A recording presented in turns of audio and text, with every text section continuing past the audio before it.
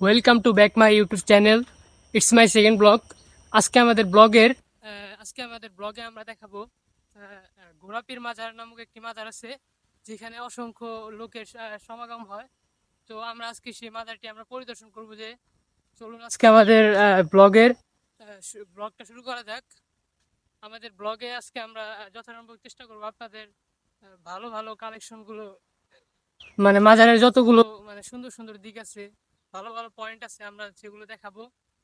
আর আমাদের ব্লগের পুরোটা দেখবেন আপনারা। আমাদের ব্লগ আশা করি আপনাদের খুব ভালো লাগবে। আমাদের সাথে থাকবেন। আজকের ব্লগে আমার সাথে কেউ নেই, কারণ আজকে যারা আমার সাথে ব্লগ করে বা আমার সাথে ভিডিও করে, তারা সবাই আজকে একটু ব্যস্ত আছে।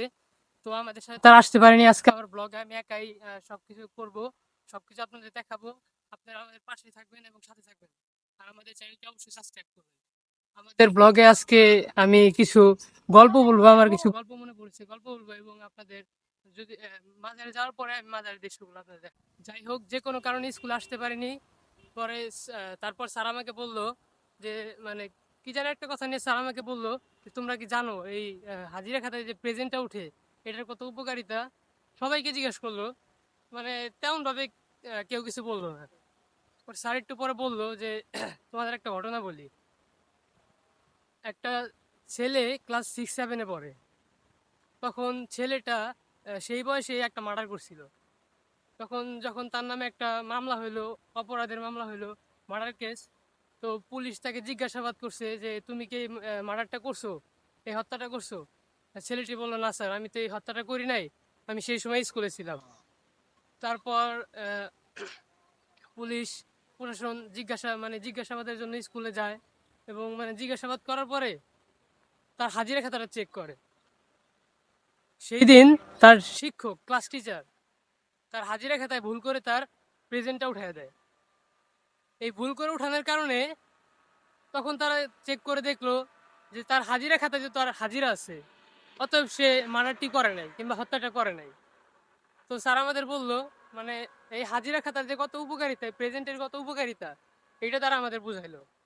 তো নেক্সট আমরা একটু সামনে যাই, কথা বলি। এখানে অনেক ভিড় আছে। আর এই গল্পটা বলার কারণে এই না যে আমি আপনাদের বলবো যে আমার এই গল্প থেকে আপনারা কিছু শিক্ষা গ্রহণ করবেন, এই সেই।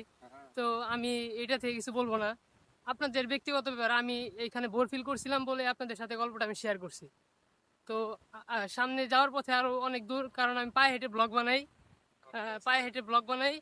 তার জন্য আমি আপনাদের সাথে গল্পটা শেয়ার করতেছি, কারণ আমার সময় যাচ্ছে না। আর এখন বিকাল বেলা 4:30-টার উপরে বেজে গেছে, 4:30-টার উপরে বেজে গেছে। তো এখান তো খুব রোদ, আমার হাঁটতে হাঁটতে প্রায় খুবই ক্লান্ত হয়ে গেছে।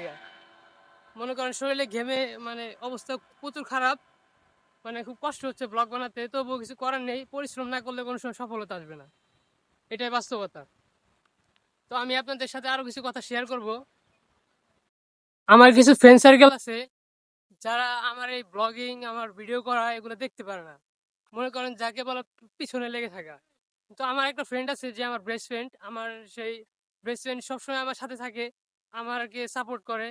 তো আমার বেস্ট ফ্রেন্ডের মতো যদি ওরা যদি আমাকে সাপোর্ট করতো, আমার পাশে থাকতো, তাহলে হয়তো আমি তাড়াতাড়ি আরো সুন্দর কিছু করতে পারতাম, আমি আরো সামনে এগিয়ে যেতে পারতাম। তো মানুষের পিছে লেগে থাকা ভালো না, কারণ আমরা যদি মানুষের খারাপ করি, আল্লাহ তাআলা আমাদের খারাপ করবে, এটা স্বাভাবিক। কারণ তুমি মানুষের খারাপ চাইলে আল্লাহ তোমার খারাপ চাইবেই। তো আমরা সামনে যাই, দেখি আমাদের ব্লগের এখনো অনেক কিছু বাকি আছে। এখনো আমরা প্লেসে যেতে পারলাম না, আমাদের ব্লগটা আবার ওইখান থেকে শুরু করব। আল্লাহ হাফেজ, ওইখান থেকে আবার যাই শুরু করি আমরা। তো গাইস, আমরা অনেক দূর চলে আসছি, আর কিছুক্ষণ গেলেই পরে আমাদের মাজারটা সামনেই। চলুন আমরা যাই, আর আপনাদের সাথে আরো কিছু কথা বলার আছে। এখানে সামনে একটা স্কুল আছে, স্কুলটির নাম হলো আলহাজ জাফর ব্যাপারে, বুঝতে পারছেন? মাজারের সামনে, মাজারের সাথে স্কুলটা। ফাইনালি চলে আসছি আমরা ঘোড়াপীর মাজারে, এই যে এটা হলো সেই মাজার। তো আমরা এখন মাজারটি পরিদর্শন করব। তো মাজারটি পরিদর্শন করার আগে আমি আপনাদের কিছু কথা বলি। আমি এইখানে এই মাজারের একজন ব্যক্তিকে জিজ্ঞাসা করছিলাম যে, আপনি এখানে কয় বছর ধরে থাকেন?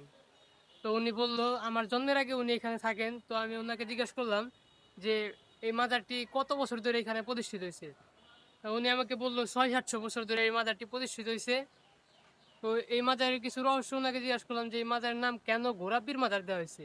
উনি আমাকে বললো এই মাজারটি যার নামে নামকরণ, উনি সবসময় ঘোড়া নিয়ে চলাফেরা করতো বিদায় এই মাজারটির নাম ঘোড়াপীর দেওয়া হয়েছে।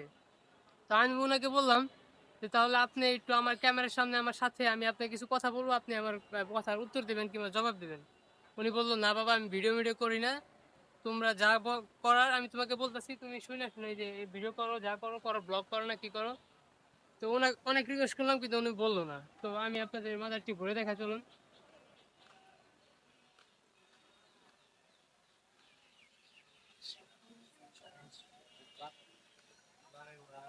তো এই যে এটা হলো পাগলের বিশ্রামাগার, এখানে লেখা আছে এই দেখুন। এই মাজারের এখানে অনেকে বিশ্রাম করে।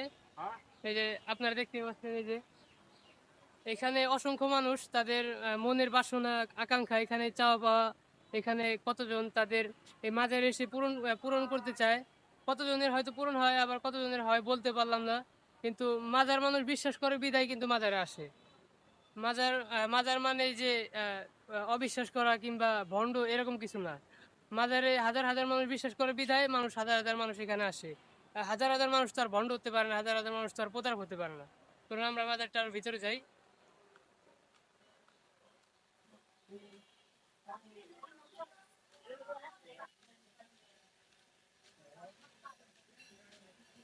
এখানে হয়তো সঙ্গীত, এখানে মাজারের সঙ্গীত করা হয়, গান বাজনা করা হয়।